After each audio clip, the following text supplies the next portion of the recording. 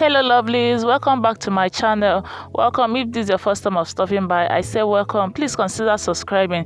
To my old subscribers, I say thank you very much for all your support. So for this tie, I'm going to start from the down part.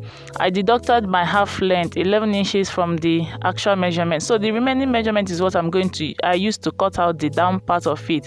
Then I doubled my waist measurement for me to be able to gather it. Then for the upper bodies, I started by marking my half length 11 inches plus 1 inch allowance. Then the shoulder is 6 inches, 12 inches divided by 2, 6. That's what I marked, and that same 6 inches is what I went down with for my armhole measurement, which is the second line that I marked. Then for the neckline, I'm going to go in by 3, and then length is 3 as well. That's 3 by 3.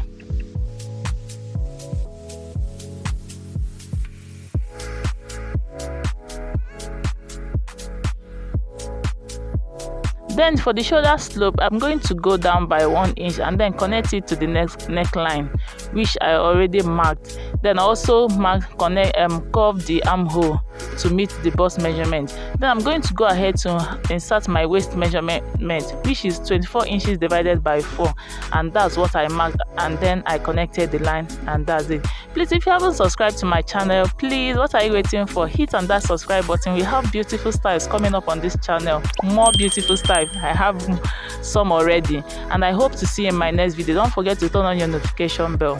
So for the back one, if you look at the picture, you see that the back one doesn't really have a cover up. So I'm going to mark 4 inches from the end of the front bodies up 4 inches. So I'm going to use half for the joining of the upper one, and then half that turning of the upper one, then half to join the lower gathers. That's what I marked here, and I'm going to double the fabric so that I can use one to turn the other one, and that's all for the back.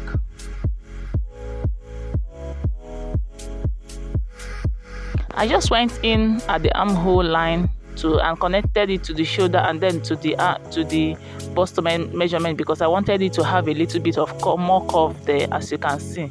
So I'm going to use this fabric, this bias fabric, to turn the neckline and the armhole. If you have enough fabric, you can just double the fabric, the front bodies, and use one to turn the other one, just like you did at the back. But I do not have enough, that's why I use the fabric bias to turn it.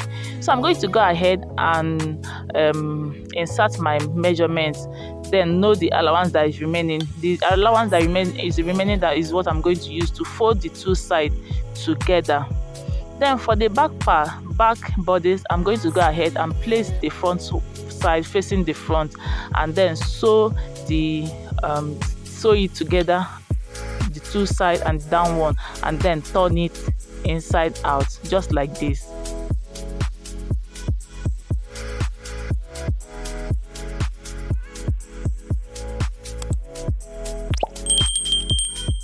Then after turning it, I went ahead to arrange it at the front bodies, that's the front facing front, and I'm going to go ahead and then sew one side of it, just one side of it. And this is it. After gathering, I'm going to make the gather uniform, that's arrange it not to have more fabric at the one side. And after sewing the one side, I'm going to go ahead and measure the length of the waist to know how much I have there, plus the zipper allowance. That's what I'm going to use to gather the down part of the style to the exact measurement of my waist.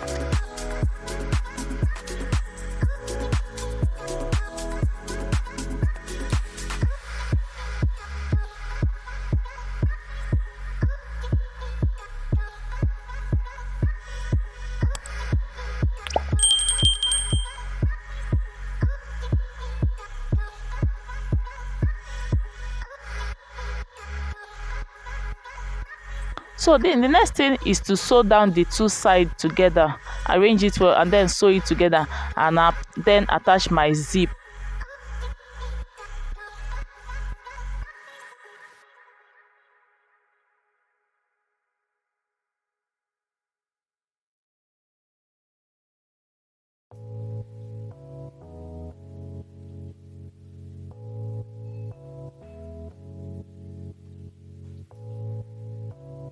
The next thing I did is to measure this the back part. You know how much fabric I'm going to cut out. Then I measured it to the center, then measure extra. You know how long you want the extra to be. So I'm going to go ahead. I think I have about 19 there. I'm going to go ahead to cut this. I cut out about 5 inches because I'm going to fold it and use ½ inch to turn it to sew it. So after sewing it, what I have here is 4 inches. So I'm going to go ahead and turn this inside out for a neat finishing. And also measure the shoulder part before cutting out. The shoulder part is what is going to determine how much you're going to cut out, so that you don't have a lesser fabric or a more fabric. Then this is it after attaching it to the shoulder. So I'm going to go ahead and attach this. Either you sew it down or you attach a pressing button to it. Whichever way you choose to do is okay. I hope you enjoyed this video. Please don't forget to give me a thumbs up, subscribe to my channel if you haven't subscribed, and share my videos. Thank you very much, and I'm going to see you in my next video. Bye bye.